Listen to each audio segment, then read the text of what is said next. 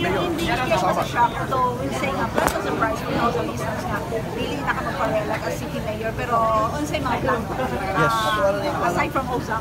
Yeah, so good afternoon everyone. First and foremost, I want to assure the people of Osamis that you are in good hands.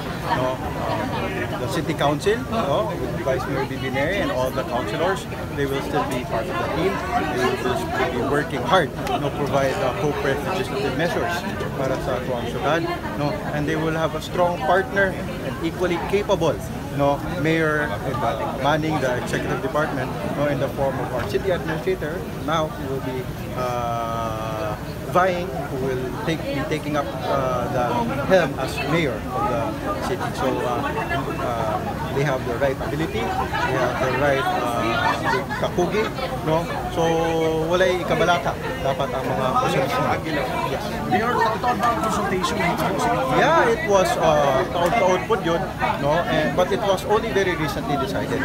In fact, si Attorney Sam was just filling up his COC right before we came here. And it was determined that it's really the best, not just for the city, but also for the district and the entire province as well, because we aim just to provide more services and programs sa buong probinsya. So, hindi pa abot ang imong desisyon lang yun? A lot of factors, mainly my decision, of course, also the decision of Attorney Sam, our city administrator. Kasi syempre, kaming dominila, because Attorney Sam, this will be changed in his lifestyle, because he's not so much involved in the politics, but he was involved in the performance. So sabot siya unsay mga challenges and adjustments he has to make, and we had to give him time also to decide and make up his mind about it. There are questions on now.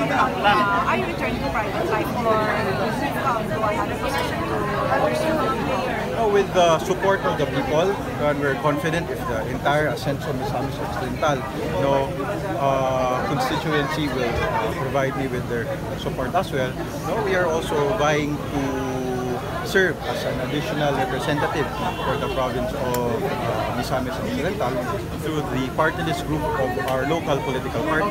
We have Ascenso Pinoy right here.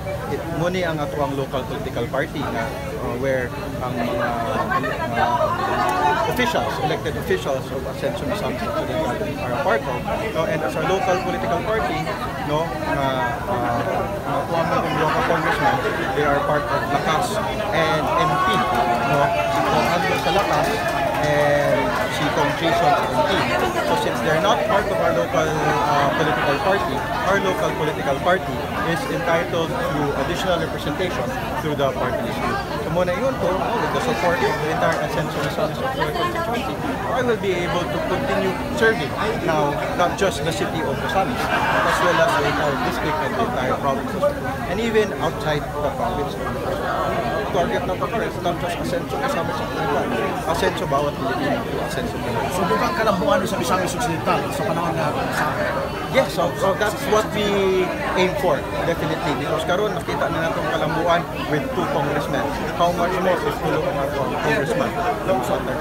So dili mo biya si Mayor ND with the support of the people, of course. Yeah. Okay, so message na mo for the Osamisans nga, medyo na surprise, but of course still very happy sa Attorney Sam. Yes, so I already gave you my assurance earlier na dili mo nga malaka. I just want to call on your support for the Kanunay Ascenso Osamis administration, which will now be led by Attorney Sam, and I also ask for your support for our Ascenso Misamis Occidental leaders and our Ascenso Pinoy party list, so that we will be able to add to the programs that are currently being enjoyed by Misamis Notes. Thank you very much to everyone.